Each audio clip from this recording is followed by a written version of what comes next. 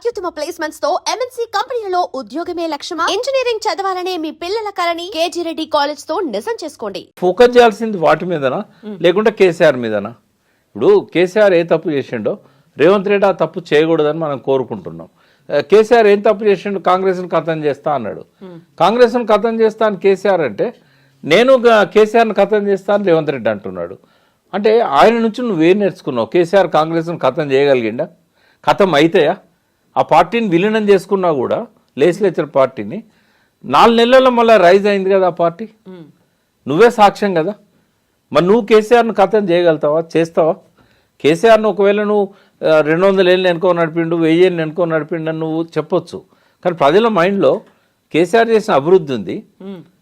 ఆయన తప్పులను ప్రజలు క్షమించలేదు. ఆయన కొన్ని తప్పులు చేసిండు కేసీఆర్.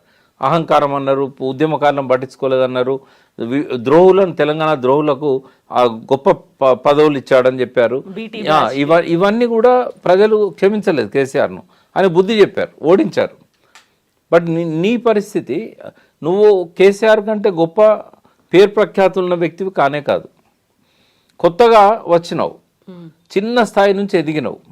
నువ్వు ఆయన నుంచి నేర్చుకోవాల్సింది ఏంటిది? అట్లా ఖతం అయితే ఆ పార్టీలు, అట్లా వ్యక్తిత్వాలు ఖతం అవుతాయా? కేసీఆర్ ఒక లెజెండ్. తెలంగాణ విషయంలో ఎవ్వరు ఏమన్నా కూడా ఆ క్రెడిబిలిటీ కేసీఆర్కే కదా ఇవ్వాల్సింది. సోనియా గాంధీ ఇవ్వచ్చు, బీజేపీ సపోర్ట్ చేయొచ్చు. కానీ కేసీఆర్ అనేవాడు ఉద్యమాన్ని మొదలుపెట్టకపోతే, ప్రజల లోపల భావజాల వ్యాప్తి చేయకపోయి ఉంటే, శాంతియుతంగా దాన్ని 14 ఏళ్ళు నడపకపోయి ఉంటే వీళ్ళందరూ ఎందుకు సపోర్ట్ చేసేవాళ్ళు? ఎందుకు ఇచ్చేవాళ్ళు? అంటే అటువంటి ఒక లెజెండ్ను ఖతం చేయడం సాధ్యమవుతుందా? అంటే అది పిచ్చి ఆలోచన కాదా? ఇటువంటి వాటితో పేపర్లలో హెడ్డింగులు నింపడం, ఇటువంటి వాటితో మీడియాలో సెన్సిటైజ్ చేయడం, అసలు విషయాన్ని పక్కదారి పట్టేయడం. ఆయనకు తెలిసిన విద్య ఏంటంటే డైవర్షన్ పాలిటిక్స్. మరి ఈ రకంగా ఆయన పరిపాలన ఉంటే ఎన్ని రోజులు ఉంటాడు ఆయన? నేనే అన్నాను ఒకసారి మీ ఛానల్లో, రేవంత్ రెడ్డి రైజ్ అయ్యే మనస్తత్వం ఉన్నాడు, పరిస్థితికి తగ్గట్టుగా ఎదుగుతాడు, 10 years ఉన్నా ఆశ్చర్యపోనక్కర్లేదు అన్నాను. ఇంకా 10 months ఉంటాడు అనేది నాకు సంశయం. పరిస్థితి అట్లా ఉన్నది ఇప్పుడు. సో కేసీఆర్ని కేటీఆర్తోనే అడ్డు తొలగించుకున్నాము, ఇప్పుడు బావని బావమరిదితో అడ్డు తొలగించుకుంటాం, ఆ తర్వాత హరీష్ని ఏం చేయాలో మాకు తెలుసు అనేటువంటి ఈ స్టేట్మెంట్లు కూడా. అంటే ఇప్పుడు కాంగ్రెస్లో సమర్థులైన నాయకులు 1-2 ఉండొచ్చు, కానీ టీఆర్ఎస్లో చాలామంది ఉన్నారు. ఒక్క వ్యక్తిత్వాన్ని నువ్వు ఖతం చేయాలనుకుంటే ఇంకొక వ్యక్తిత్వం రైజ్ అవుతుంది. అక్కడ ప్రాబ్లం ఏం లేదు వాళ్ళకి, పార్టీకి కానీ అక్కడ ఉన్న నాయకులకు కానీ. అది సాధ్యం కూడా కాదు ఆయనకి. రోజు రోజుకు పతనం అవుతున్నది రేవంత్ రెడ్డి, రోజు రోజుకు సింపతి పెరుగుతున్నది కేసీఆర్ మీద. ఆయన బయటికి రాకపోయినా కూడా కొండంత సింపతిని ఇప్పటికే గెయిన్ చేసుకున్నాడు. ఇంకో 2 ఏళ్ళు రాకపోయినా కూడా ఆయనకు వచ్చే నష్టం. మీరు ఇప్పుడు ఒక మాట అన్నారు, రేవంత్ రెడ్డి ఇంకో 10 నెలలు ఉంటారా లేదా అనేది డౌట్ వస్తోంది అనేది. ఎందుకని నిన్నటి నుంచి సోషల్ మీడియాలో నెక్స్ట్ సీఎం ఉత్తమ్ కుమార్ రెడ్డి అనేది సోషల్ మీడియాలో సర్క్యులేట్ అవుతుంది అంత వైరల్గా? అంటే ఫస్టే ఉత్తమ్ కుమార్ రెడ్డి పేరు ఉందమ్మా, ఆయనకు ఇస్తే బాగుండు. ఎందుకంటే ఆయనంత లాయల్గా సోనియా రాహుల్ కుటుంబానికి ఇంకొకరు ఎవరు లేరు తెలంగాణలో. కాబట్టి ఈ లాయల్టీ అనేది ఎప్పుడు కూడా పార్టీలలో ప్రధాన అంశంగా ఉంటుంది. కాబట్టి ఆయన పేరే ముందు వచ్చింది. బట్ ఉత్తమ్లో మైనస్ పాయింట్ ఏంటంటే ఆయన కరప్టెడ్ కాదు. రెండవది, ఎవరిని బలవంతం చేసి పార్టీ కోసం ఫండ్స్ అడిగే మనిషి కాదు. ఎలక్షన్స్ వచ్చినప్పుడు ఇతర రాష్ట్రాలలో ఆ పార్టీకి చాలా ఫండ్స్ అవసరం ఉంటాయి. ఇప్పుడు మొన్న హర్యానా ఎలక్షన్ అయింది, జమ్మూ కాశ్మీర్ అయింది, ఇప్పుడు మహారాష్ట్ర, జార్ఖండ్, ఢిల్లీ ఇవి కాబోతున్నాయి. అయితే ఈ ఎలక్షన్స్లలో ఫండింగ్ అనేది చాలా చాలా ఇంపార్టెంట్. అది రేవంత్ రెడ్డి చేయగలుగుతాడు.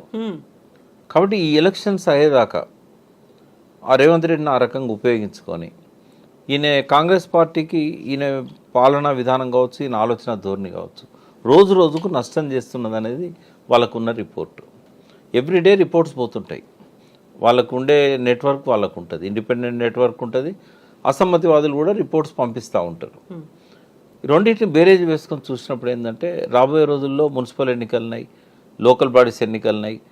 పార్టీ కింద నుంచి మనం పటిష్టం చేయాలి.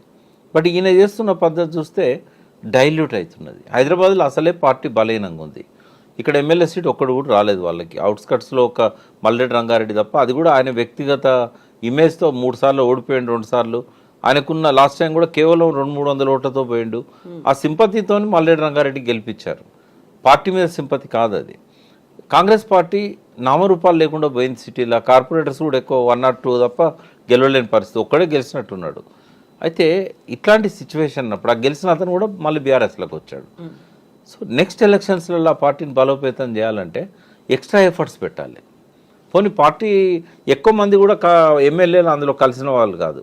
ఇప్పుడు ఎక్కువ మంది బీఆర్ఎస్ ఎమ్మెల్యేలు గెలిచిన వాళ్ళంతా బీఆర్ఎస్లోనే ఉన్నారు. ఒక ప్రకాష్ గౌడ్, గాంధీ ఇట్లాంటి ఒక 2-3 పోయి ఉండొచ్చు, కానీ ఎక్కువ మంది ఇక్కడ ఉన్న వాళ్ళందరూ కూడా బీఆర్ఎస్తోనే ఉన్నారు.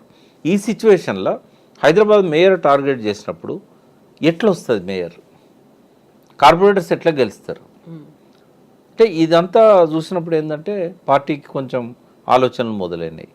రెండవది రూరల్లో కూడా పర్ఫార్మెన్స్ బాగాలేదు. ఎందుకంటే పథకాలు ఇవ్వలేకపోవడం. ఇప్పుడు రైతులను ఎక్కువ ఉన్నది రూరల్లో రైతులే. 62 లక్షల కుటుంబాలు అంటే ఏంది? నువ్వు రైతు బంధు చేయకపోతే వాళ్ళు ఓట్లు వేస్తారా? అంత కేసీఆర్ బెటర్, 5,000 ఇచ్చినా కూడా టైంకి ఇచ్చిండు అని అంటారు కదా. ఆయన బాధలేందో ఆయన పడ్డాడు. మళ్ళీ పోనీ అప్పులు చేయకుంటే ఏమైనా ఉన్నాడా? ఇప్పటికి 80,000 కోట్లు అప్పు అయింది.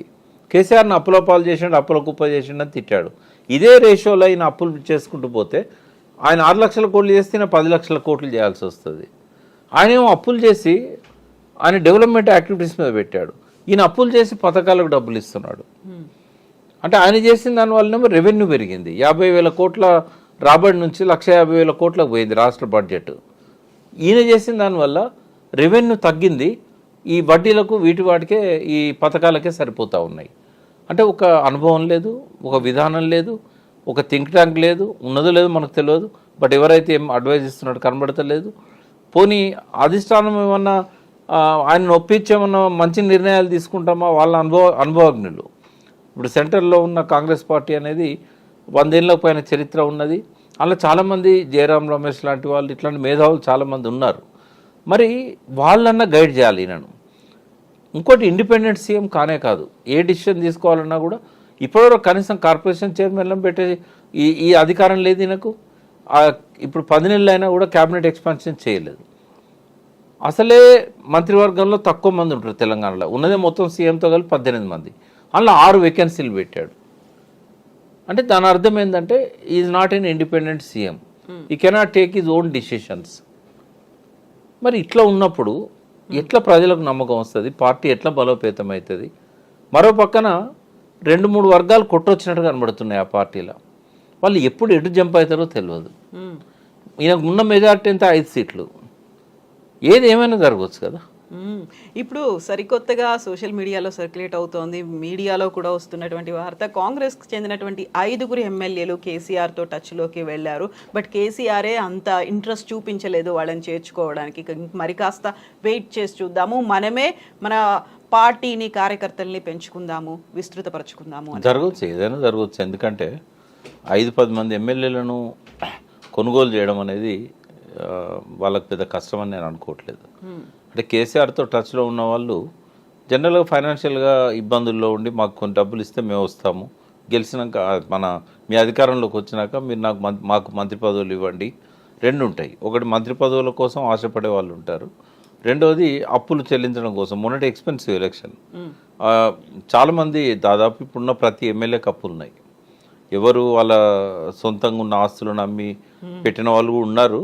బట్ అప్పులు మాత్రం ప్రతి ఎమ్మెల్యేకి ఉన్నాయి. ఓడిపోయిన అతనికి ఉన్నాయి, గెలిచిన అతనికి ఉన్నాయి. ఇక్కడ కాంగ్రెస్లో ఇప్పుడు మా అంటే ఇంకొక 6 మంత్రి పదవులు ఇస్తారు. ఈ టర్మ్ అంతా కూడా ఎవరికైతే మాకు మంత్రి పదవి రాదనుకుంటారో జంప్ చేస్తే మాకు మంత్రి పదవి వస్తుందని ఒక ఆశ ఉంటుంది. వాళ్ళు కూడా అట్లా చెప్పొచ్చు. ఇప్పుడు బీఆర్ఎస్ ఉన్న ఎమ్మెల్యేలు కాకుండా ఇంకొక 5-6 కొనడం అనేది, డబ్బులు ఇవ్వడం అనేది వాళ్ళకి పెద్ద కష్టమని నేను అనుకోవట్లేదు. ఏదో పద్ధతిలో వాళ్ళను లాక్కుంటారు. బట్ ఇక్కడ అధికారంలోకి రావాలంటే కాంగ్రెస్ వర్టికల్గా స్ప్లిట్ కావాలి. కాంగ్రెస్ను స్ప్లిట్ చేయకుండా బీఆర్ఎస్ కానీ, బీజేపీ కానీ, లేదా కాంగ్రెస్లో ఉన్న ఏదైతే గ్రూప్ ఉంటుందో ఈ వీళ్ళందరినీ కలుపుకోకుండా అధికారంలోకి రాలేదు. ఇప్పుడు కాంగ్రెస్లో ఎవరైనా కూప్ చేయాలన్నా కూడా కేసీఆర్ సపోర్ట్ అవసరం. ఇది చేయగలిగే సత్తా బీజేపీకి ఉంది. బీజేపీ కనుక పొంగులేటిని ఇప్పుడు ఎట్లయితే కంట్రోల్లో పెట్టుకున్నారో, రేపు ఆయన ద్వారా 10 మంది ఎమ్మెల్యేలను బీఆర్ఎస్తో మాట్లాడి బీఆర్ఎస్లో ఉన్న 28-29 మంది ఎమ్మెల్యేలను మజ్లిస్ను సైలెంట్గా ఉంచే అవకాశం, శక్తి కూడా అమిత్ షాకు ఉంది. వాళ్ళు ఆబ్సెంట్ అవుతారు. 119లో 7 ఆబ్సెంట్ అవుతారు, 112 ఉంటారు. 112 మ్యాజిక్ ఫిగర్ అయింది 56, 57. 57 మంది ఎమ్మెల్యేలను కూడగట్టడం బీజేపీ కష్టమని నేను అనుకోవట్లేదు. కాబట్టి ఏదైనా జరగవచ్చు. ఒకవేళ కాంగ్రెస్ ఇంటాక్ట్గా ఉన్నా కూడా రేవంత్ రెడ్డిని తప్పించి ఇంకొక వ్యక్తిని కూడా సీఎం చేసే అవకాశం ఉంటుంది. కాబట్టి అస్థిరత ఉంది, రాజకీయ అస్థిరత తెలంగాణలో ఉంది. కాంగ్రెస్ పార్టీలో ఉందా, ఓవరాల్గా తెలంగాణ రాజకీయాల్లో? ఓవరాల్గా ఉంది. అవకాశం వస్తే బీఆర్ఎస్ అధికారంలో ఇంకొకరిని ఎంకరేజ్ చేయడానికి ఎప్పుడు సిద్ధంగా ఉంటుంది. ఎందుకంటే రేవంత్ రెడ్డిని వాళ్ళు టాలరేట్ చేయరు. అది బట్ ఏదైనా ఇంకాస్త సమయం తీసుకుంటారా? ఎవరైనా సమయం కోసం వెయిట్ చేస్తున్నారు. ఎందుకంటే ఆయన పూర్తిగా ప్రజల లోపల పల్సనయ్యేదాకా ఎవరు ధైర్యం చేయరు.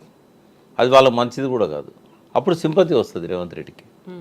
ఒకవేళ ఆయన పూర్తిగా పల్సనయ్యేదాకా వెయిట్ చేయకపోతే సింపతి ఆయన వైపోతుంది. కాబట్టి ఇంకో 1 year వెయిట్ చేస్తారేమో, లేదా 5-6 నెలలు వెయిట్ చేయవచ్చు.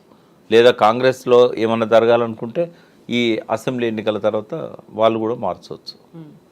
సో ఈలోపు మరి కేసీఆర్ మీద వీళ్ళు రేవంత్ రెడ్డి చెప్పినట్టుగా ఆయనని పేరుని నామరూపాలు లేకుండా చేయడం, సంవత్సరంలో ఆయన్ని మర్చిపోయేలా చేయడం. ఇప్పుడు 2 అనుభవాలున్నాయమ్మా రేవంత్ రెడ్డికి. ఒకటేమో కాంగ్రెస్ నామరూపాలు చేయాలనుకున్న కేసీఆర్కు చెక్ పెట్టి కాంగ్రెసే అధికారంలోకి వచ్చింది.